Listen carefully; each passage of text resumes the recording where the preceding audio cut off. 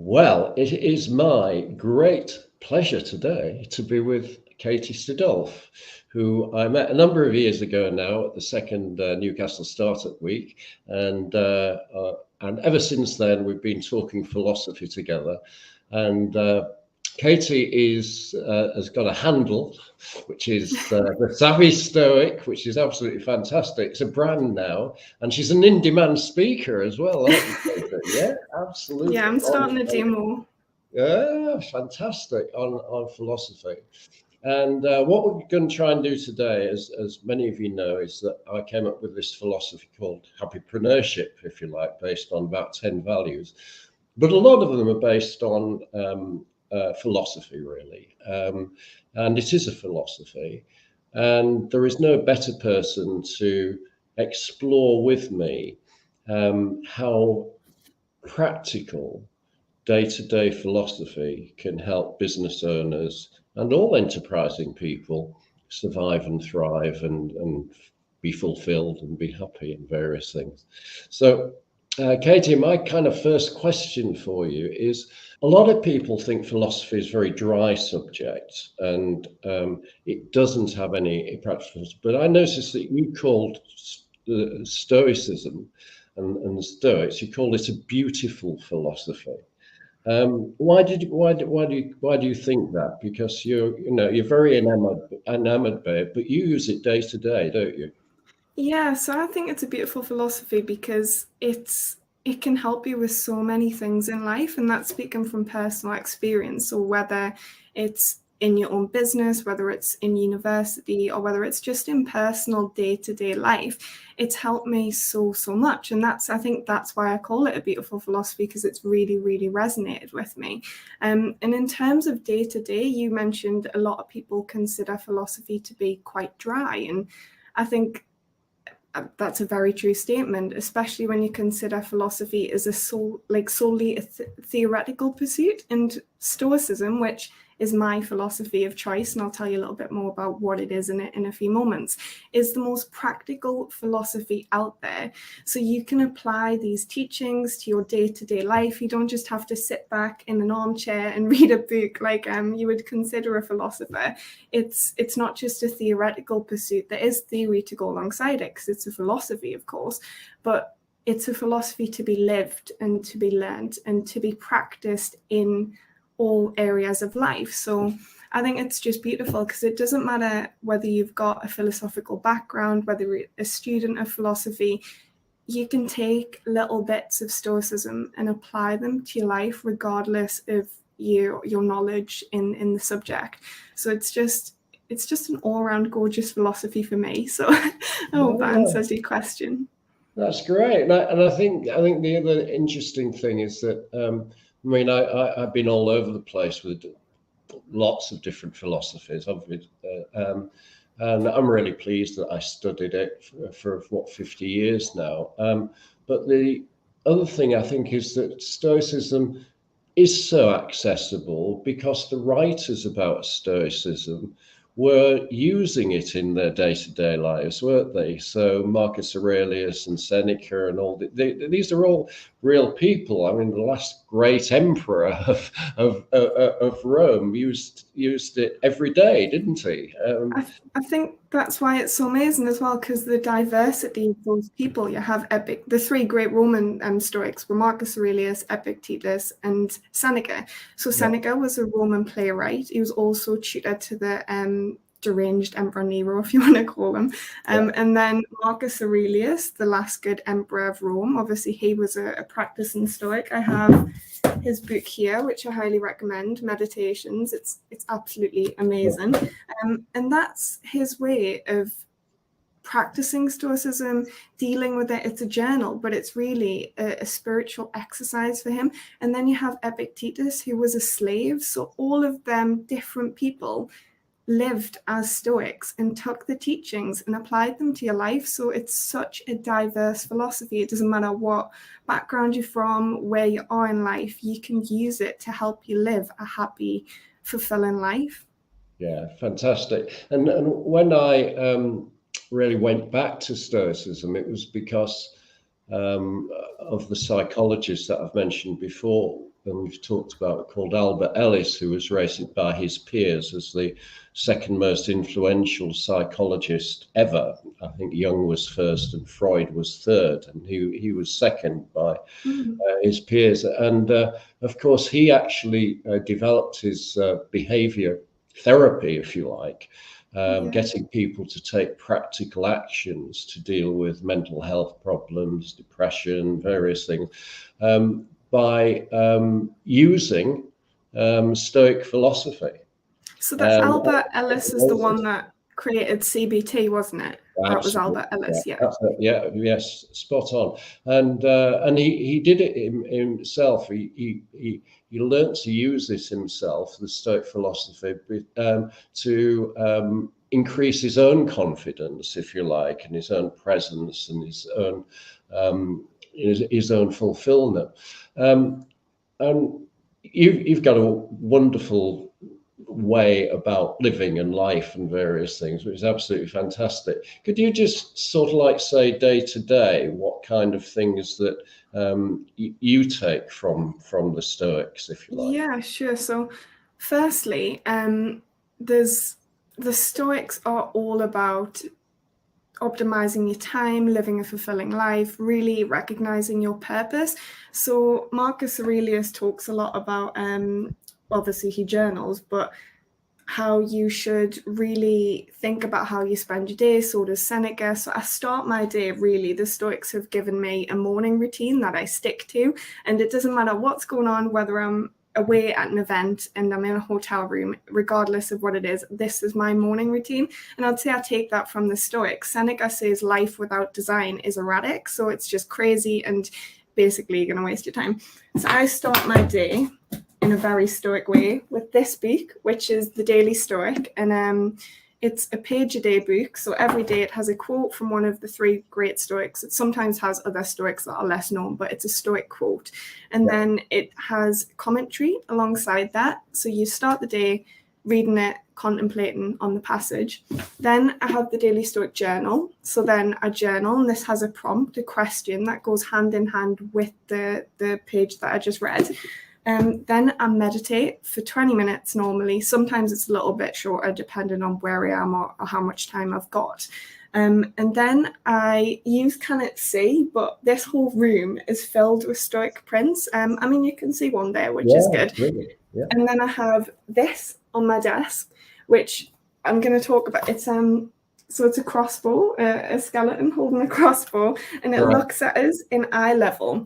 And I contemplate my mortality, which is one of the things that the Stoics talk about. So there's a Stoic concept called memento mori, and it's a Latin phrase, and it basically means remember death, remember you will die. And that helps me. This is how I apply Stoic philosophy to my life. It helps us to remember that this might be my last day.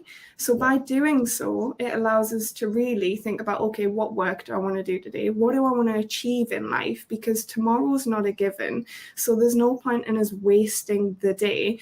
And I'd like to say that I'm always like that, but sometimes I wake up a bit more grumpy. I'm not like this perfect person, but I try my very best, and that's really how I start the day. So the morning is always them three things. It's a must, and then obviously contemplating of some type. Sometimes it's memento mori, but there's also another really good Stoic exercise that I think is really, really useful for business owners, but also anyone, but especially if you run your own business and stuff. So there's a coin here. I don't think. Yeah, lovely, fabulous. It says premeditatio malorum, and that's a Latin phrase again, and it's the premeditation of evils.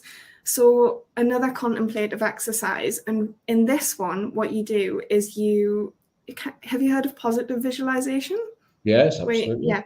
So this is like, it's going to sound a bit weird, but this is negative visualization. So what you do is you basically stop and think about all the things that could go wrong that day. Maybe like I'm doing this talk with you, so I could have stopped and thought this morning, maybe my laptop's going to die. It's not because it's plugged in, but maybe my laptop's going to die. It's going to crash. The internet's going to go wrong. I don't know, just kind of really think about all the things that could go wrong.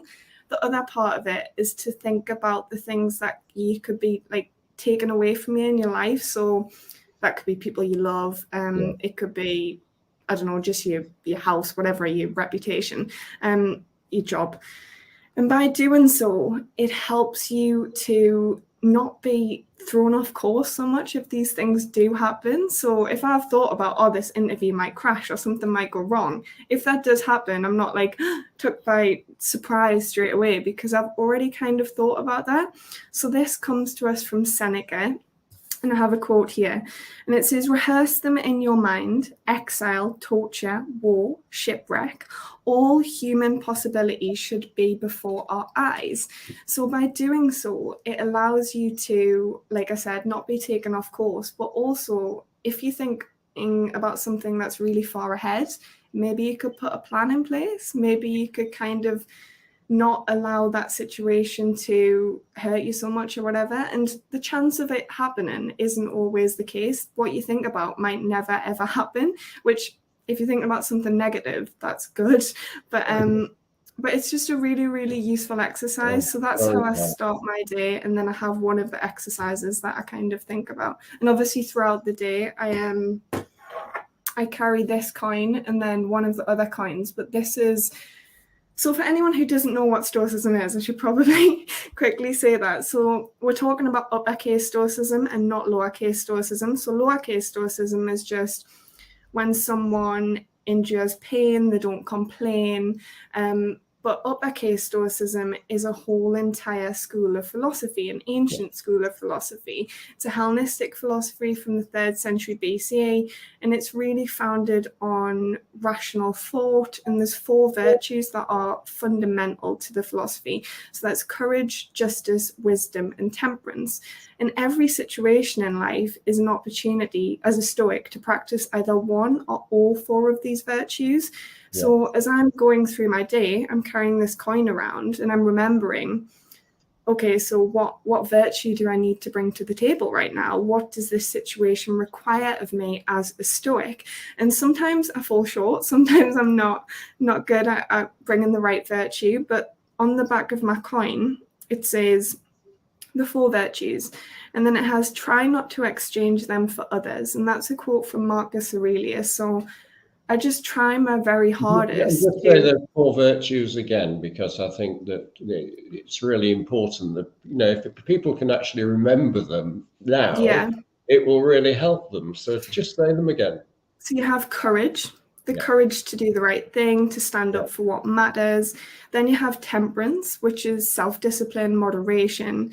Then you have justice, so kindness, treating people fairly, doing the just moral thing. Then you have wisdom. So wisdom's really important. All of them are important, all interlinked.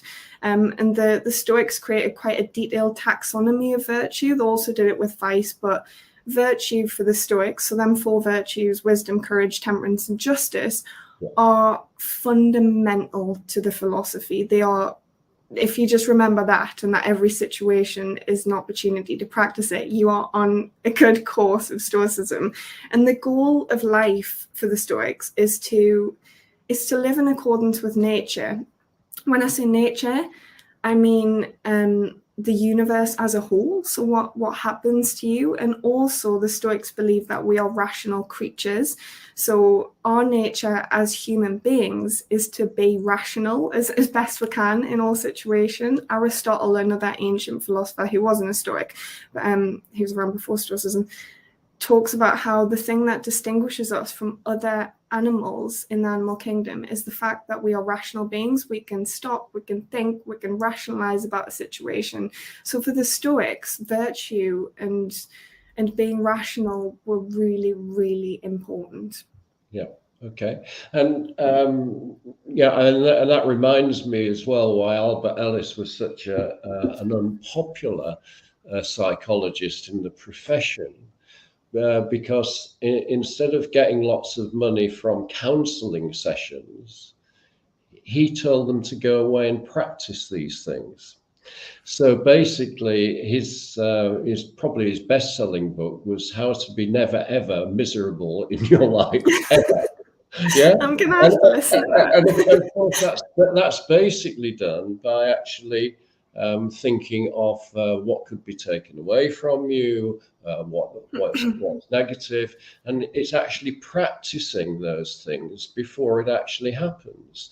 Yeah. And of course, what happens is if you actually practice your reaction to those things, then you're not going to be flattened by them when they actually happen to you. And of course, the solidity of having some virtues is like your inner strength, isn't it? Every day, and it's because the universe is stuff happening to it. I mean, I also like Camus and absurdist kind of thing. And, the world is, we can't control the world, because the world is just happening, kind of thing, and nature is just happening.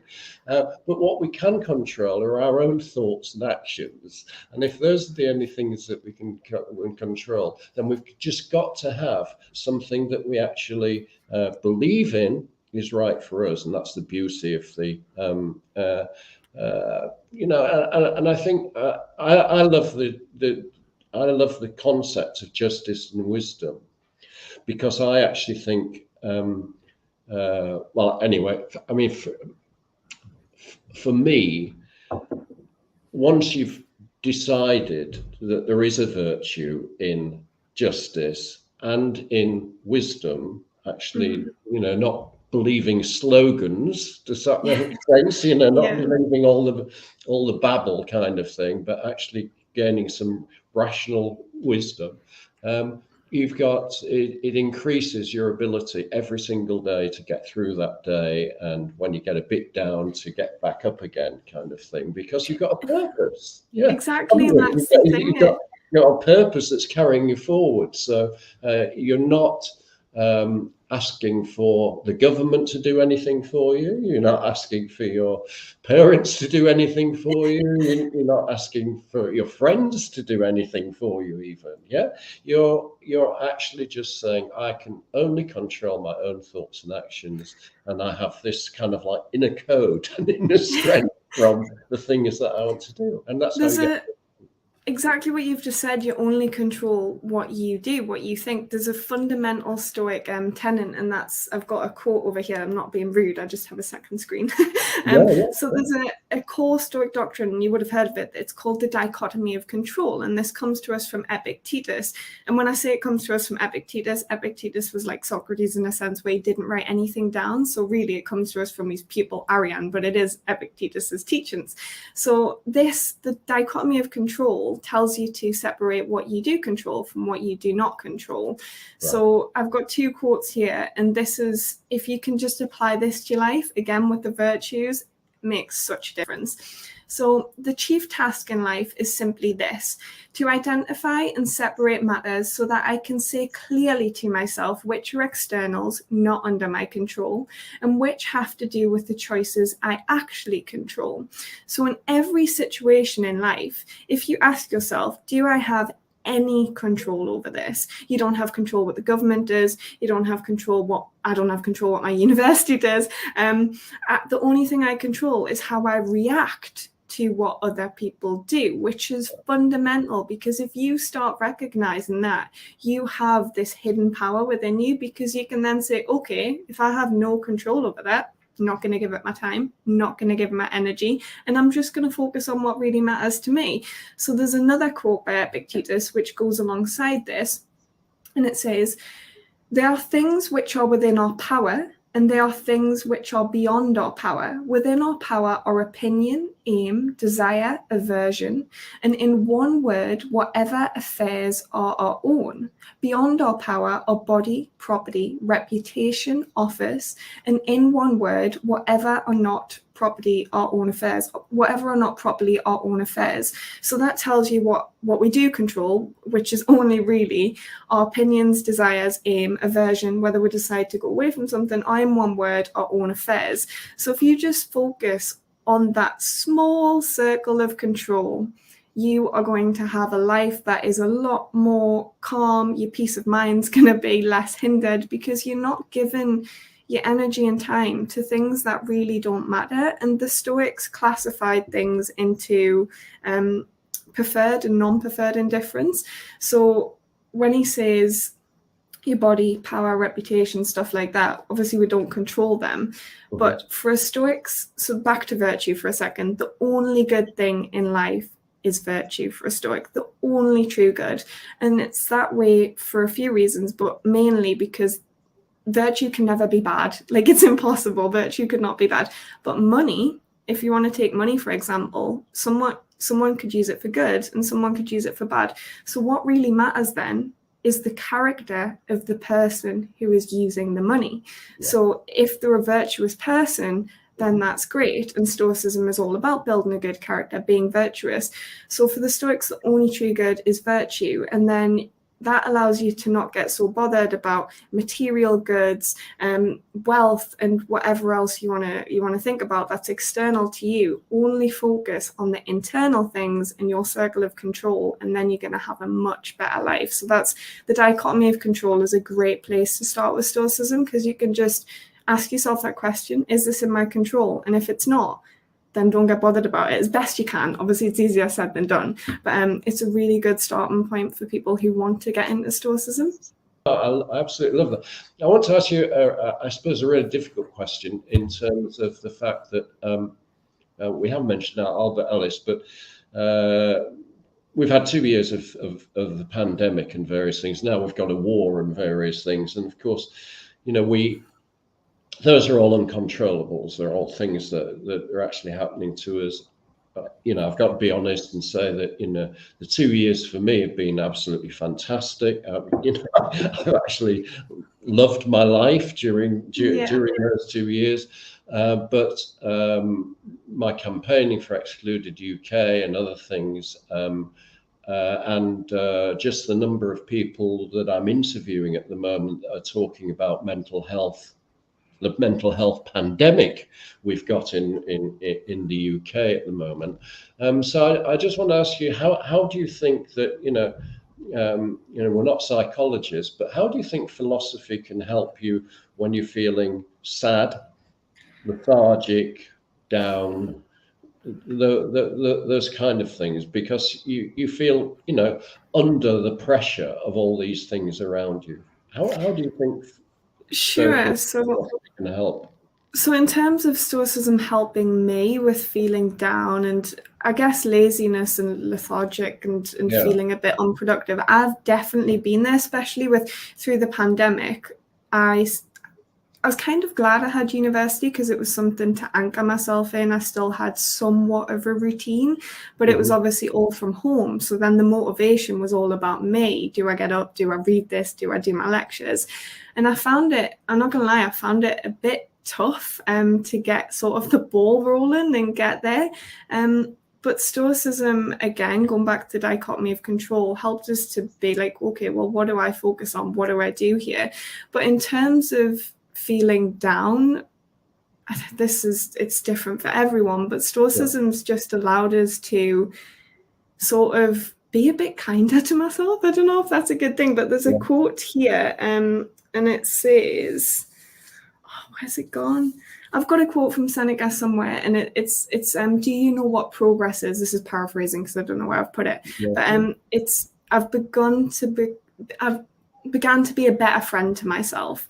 And that's what Stoicism's allowed me to do. It's allowed us to just accept the days when I don't feel wonderful, things aren't going to plan, and kind of I cannot change it. So if I know I need to put my foot off the gas and be a little bit nicer to myself and be like, okay, today is a self-care day. That's what I need.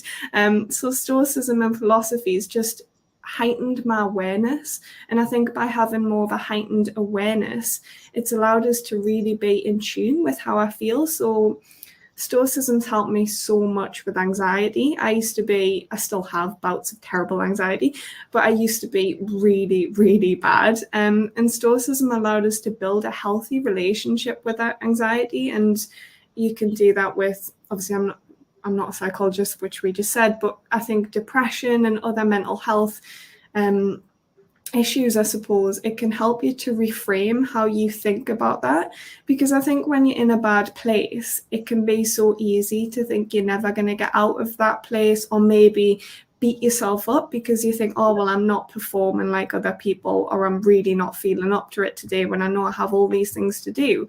So just by having Stoicism for me and being more aware and having this purpose, which my purpose really, Stoicism has given me a purpose, and that is just to live my best life and be the best person that I can possibly be and build the best character. That's it. It's no longer to get a good, obviously I want to get a good job, but when I was in school, I was like, right, I want a good job. I want an expensive salary, and I want a massive house, all these things. And as the years have gone on, I've slowly started to kind of chuck them thoughts out. It would be nice to have all them things, but I don't need it to live a happy and good life. So Stoicism, just going back to sort of feeling down, lazy, and whatever it may be, has just helped us to accept however I feel in that moment. It's fine to feel how you feel. It's just about recognizing that you have control to change the situation if you want to change the situation. And what I like to do when I'm feeling lazy is go back to memento mori. So this might be my last day. So if I'm going to spend it lazy, then that's, if I need a self-care day, that's all right. But if I know I have loads of stuff to do and I'm just kind of in an unproductive rut and I can do it, I'm generally just being lazy. I just remind myself, okay, well, this might be a last day. So is this really what you want to do? You just want to be lazy and not do the work. So I think there's so many different ways it's helped me, especially with mental health. So hopefully when people dive into this philosophy a little bit more, they can see the true value in it. There's a quote here, just to briefly end on that bit. It says, "Very little is needed to make a happy life," by Marcus Aurelius. And I like to remember that because, like, there's a lot of outside externals that can make you unhappy, whether it's because you're trying to get a good job or whatever it may be. And just going back to that thought, very little's needed, virtue, and just being a good person. So I don't know, I hope that answers some of the questions. I mean, as you know from my show, I use examples really of some of my friends that and people I know that in fact I had two aunts, for example, that they lived in a prefab in Hull. They never had any money at all. One was a nurse and the other one was a carer, and they lived together and various things, and they were happy every single moment of every day. That's because beautiful. because they actually felt fulfilled in helping other people, which they'd done all of their lives, and that attracted other people to them. So some people used to come around and do their little garden outside of prefab when they got very old and things like that. But it was just a joy to be with them because they actually found it. And I think you mentioned Aristotle earlier. And I think the big difference between psychology and philosophy to me, and you've summed it up brilliantly, is Aristotle said happiness is an activity.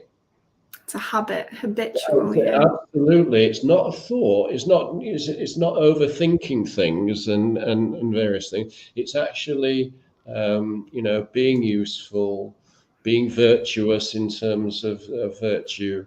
That's why I said I love the justice one, if you like, because that's probably why I am a campaigner, really, because I actually believe so strongly in that is the best life I can do for myself is actually doing something in that justice area kind of thing. And we've all got to choose that, but it's an activity.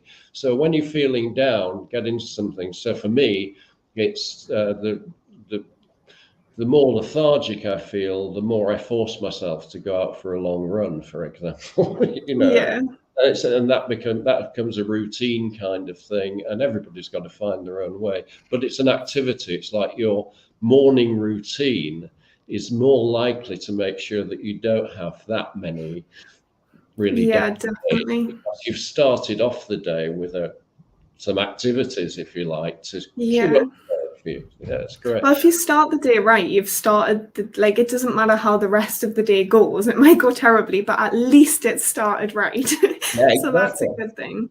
Yeah, fabulous. Okay, my last question would be, one of the great things that I've learned from you, because you're brilliant at finding these books and the coins and all the various things, is you've made philosophy very accessible, and I've really enjoyed our chats as a result of that.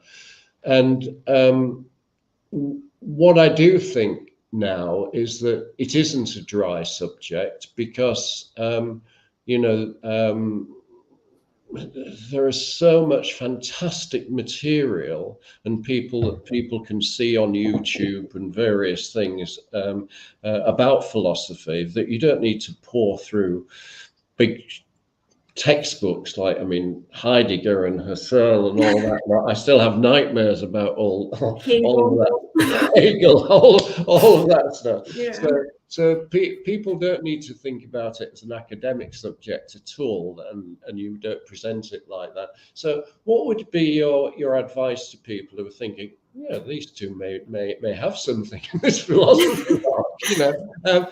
What would you say is a way of actually, some names of some people that talk about Stoicism that can actually help you with your daily routines and various things like that? Sure. So, like, the starting place for me, I would say the Daily Stoic. So the Daily Stoic has been amazing for finding philosophy for me. They've got a YouTube channel that is filled with content all about these principles that I'm talking about, and how Stoicism can help with stress, you name it, whatever it is. Like, they've got a video on it. But this, you don't have to get this one. Unfortunately, I don't have the I've got a cheaper one, but this was like a really expensive, lovely one, but I've given the cheaper one away. But you can get a book, The Daily Stoic, page a day, for it might be like 10 quid or something. Get that, and then also get the journal that goes alongside it, and just start each day. It doesn't have to be in the morning, but I'd suggest doing it in the morning by opening it and reading it, and then delving into the Daily Stoic's content. Ryan Holiday is the founder of the Daily Stoic, and he's written books like The Obstacle is the Way, which talks about how you can turn obstacles into opportunities and sort of reframe your mind around failure and just setbacks in general. And then I would highly recommend, if you're not a reader, get Audible. Like, Audible's a fantastic platform. But read the meditations. Like, if I had to pick one book that's really resonated with me, it's the meditations. It's phenomenal. If you want to delve into Seneca, get Seneca's Letters to Lucilius. They're on Audible, also in paperback, but I listened to Audible first. They're wonderful. Epictetus, you can get, I think it's up, I've got an Oxford Classics where it's got the discourses, Enchiridion, and all of the other ones for reading. If you're a reader, then do that. But if not, just start with the Daily Stoic. If you want to do events, there's Modern Stoicism, which more online events, I think, but that's a really good platform. The Aurelius Foundation, I've been going down to London to do loads of events and like meeting people and stuff like that. And they are just creating such a fantastic community around Stoicism. The last event that I was at was Stoics in Business, and it was all about how you can apply Stoicism to a business context. The next one's, I think, about Stoicism in the prison system. So it's like taking Stoicism and applying it to loads of different areas of life.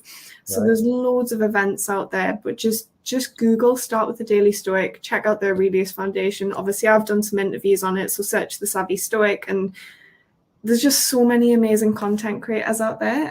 But the meditations, start with that. I want to show you one thing before we end. I bought, like, it was an impulse, amazing to buy, but this is a copy of the Meditations from 1714. It's in French, so unfortunately, like, I cannot read it, but I saw it and I was like, I don't care, I want it. It was around before the French Revolution.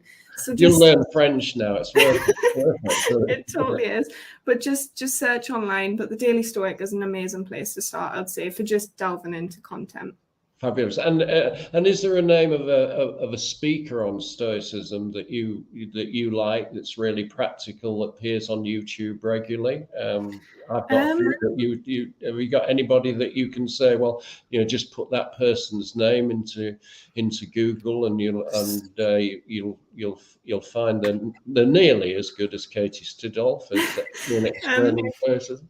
So Ryan Holiday, who I mentioned, I'd say he's probably the most prevalent out there on Stoicism. Donald Robertson is amazing. How to Think Like a Roman Emperor was a book that I listened to, and then that inspired us to listen to and read the meditations. So he's also a psychologist, so if you want kind of that point of view and CBT and stuff like that, definitely check him out. I'd say that's like really the two main people. Yeah, that's great. Absolutely. Well, I hope you've enjoyed it. I've really enjoyed it. Talk about these things forever, but we can't do that because we've got the rest of the show to do. But thank you for joining us on our 8th annual and final Microbiz Matters Day, Katie. Thank you for inviting us on. It's been amazing, and I really, really hope people get something from it. And if anyone wants to get in touch with us, drop us an email. I'm more, me, I can talk about this philosophy all day, so I'm more than happy to do so. But thanks so much. It's been wonderful.